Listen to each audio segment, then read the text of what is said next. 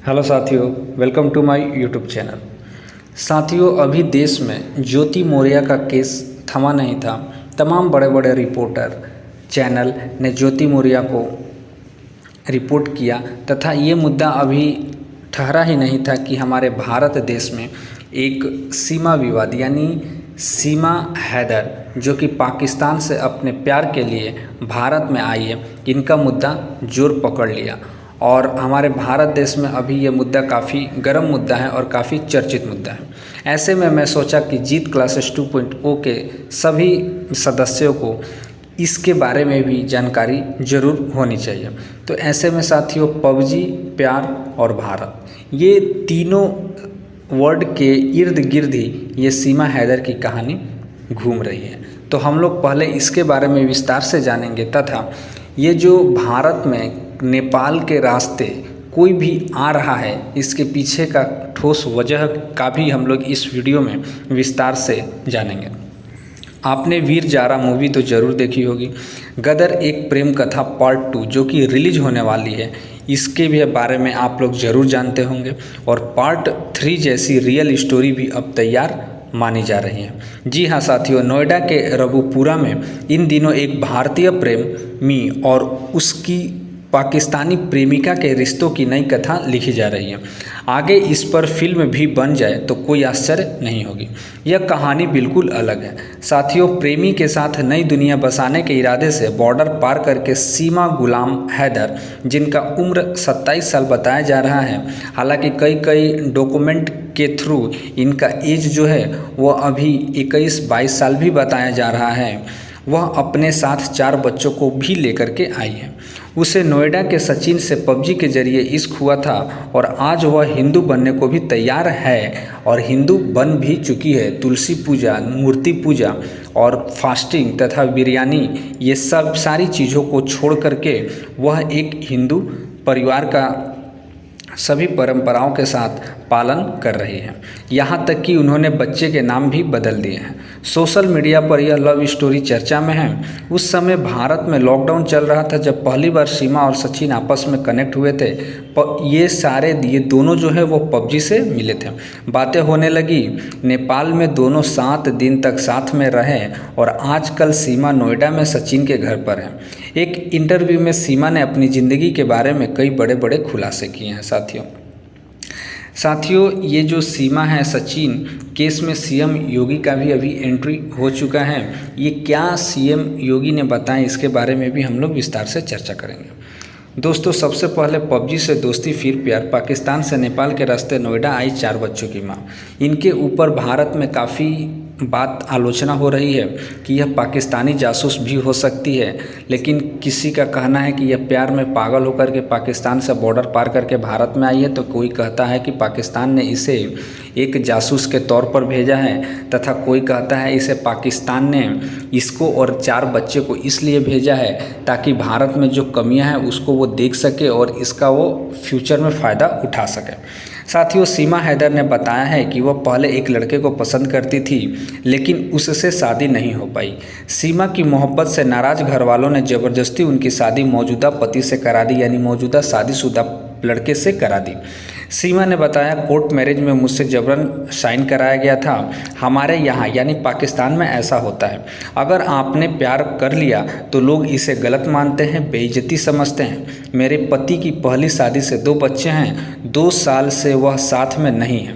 जब सीमा से कहा गया कि उनके पति सऊदी में पीएम मोदी से रिक्वेस्ट कर रहे हैं तो उन्होंने झट से जवाब दिया, मौका मिल गया है ना, अब तो पूछिए पहले कहाँ थे इतने दिनों तक। तो साथियों, सीमा एक बलोच लड़की है जो कि पबजी के माध्यम से सचिन से प्यार में पागल हुई और वो पाकिस्तान से बॉर्डर क्रॉस करते हुए भारत में आ गई। सीमा अभी यहाँ पर फराटेदार हिंदी भी बोल रही है और ज़्यादा पढ़ी लिखी नहीं है ऐसा वो बता रही है। वो बता रही है कि 5 क्लास तक पढ़ी है। साथियों, आगे एक सवाल पैदा होता है कि आखिर इतनी आसानी के साथ सीमा 4 बच्चों को लेकर के नेपाल के रास्ते भारत में दाखिल कैसे हो गई और कोई सिक्योरिटी थ्रेट जो है, इस प्रकार के कुछ बड़े बड़े हमारे देश के ये क्या बोलते हैं, बड़े बड़े देश के ऑफिसर्स लोग मानते हैं कि यह हमारे देश के सबसे बड़ी सिक्योरिटी थ्रेट है। ऐसे में हम लोग पहले ये जानते हैं कि नेपाल के सहारे क्या भारत में आना इतना आसान चीज़ है, आसान बात है साथियों? हाँ, पाकिस्तान के रास्ते भारत में आना, ये नेपाल के रास्ते भारत में आना काफ़ी आसान बात है साथियों। यूपी और बिहार के कई ऐसे बॉर्डर हैं जहां से आप आसानी के साथ भारत में एंट्री कर सकते हैं।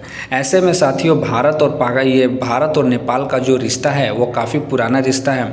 ऐसे में दोनों देश के नेताओं को, दो देश के सरकारों को बैठ करके इसके बारे में एक ज़रूर रास्ता निकालनी चाहिए, क्योंकि इतना आसानी से कोई भी अगर कहीं भी नेपाल का वीज़ा बनाता है और नेपाल से भारत में आते समय किसी भी प्रकार का कोई वीज़ा की आवश्यकता नहीं पड़ती, वो कोई स्कैनर, किसी भी प्रकार के ठोस जांच पड़ताल नहीं होती। ऐसे में यह दोनों देशों के लिए खतरा साबित हो सकता है आने वाले समय में। तो दोनों सरकारों को बैठ करके इसके बारे में कुछ ना कुछ निकालनी चाहिए कि नेपाल के रास्ते अगर आप भारत में या भारत के रास्ते या आप नेपाल में जाते हैं तो इसके लिए ठोस जांच एजेंसियां होनी चाहिए। नहीं तो ये आगे चल के इन फ्यूचर नेपाल के सहारे भारत में कई घटनाएं को अंजाम दे सकते हैं। कहीं बड़े बड़े जो हमारे देश के ऑफिसर्स हैं वो ये भी सोच रहे हैं कि ये पाकिस्तान का एक चाल है जिसमें उसने एक औरत और 4 बच्चों को भेजा है और उसने इसके बारे में जाहिर सी बात है सोचा है कि कहां कहां से वो होकर के गई है और इसका फ़ायदा वो इन फ्यूचर उठा सकते हैं। ऐसे में भारत सरकार को इस बात को हल्के में नहीं लेना चाहिए और इस पर जांच जरूर करनी चाहिए। साथियों सीमा पाकिस्तान से नेपाल में पहुंची है और वहां पाकिस्तान सिम वाला फ़ोन काम नहीं कर रहा था, ऐसा सीमा ने बताया है। तो नोएडा कैसे पहुंच गई, इस पर एक बहुत बड़ा सस्पेंस था, लेकिन सीमा ने यह भी बताया कि पहले उन्होंने पैसे को एक्सचेंज किया, एयरपोर्ट के अंदर ही इन्होंने सब काम किया, 500 रुपये में वहाँ से सिम लिया। फिर उनके पास जो कागज़ थे उस पर भारत का वीज़ा नहीं था, वो पहले सीधे भारत आना चाहती थी, लेकिन भारतीय अधिकारी यानी सरकारी मुलाजिम के साइन आधार कार्ड चाहिए थे। सीमा कहती है कि सचिन को कोई दे नहीं रहा था, मुस्कुराते हुए आगे कहती है लेकिन मैंने ठान लिया था मैं इंडिया ज़रूर जाऊंगी, मैं मर जाऊंगी पर सचिन के पास ज़रूर जाऊंगी। साथियों वहीं ये क्या बोलते हैं, सीमा जो है, सीमा हैदर फिल्मी अंदाज में, जैसे आप गदर एक प्रेम कथा का पार्ट 1 अगर आप देखे होंगे तो उसमें सनी देओल एक डायलॉग करते हैं कि क्या वीज़ा पर पाकिस्तान, वीज़ा कागज़ पर मुहर नहीं लगेगी तो तारा पाकिस्तान नहीं जाएगा। सेम उसी तरह सीमा हैदर भी मुस्कुराते हुए अंदाज में कहती है कि क्या अगर मुझे वीज़ा नहीं मिलेगी तो सीमा हिंदुस्तान नहीं जाएगी क्या, ऐसे कहते हुए वो मुस्कुरा कर ऐसा जवाब देती है।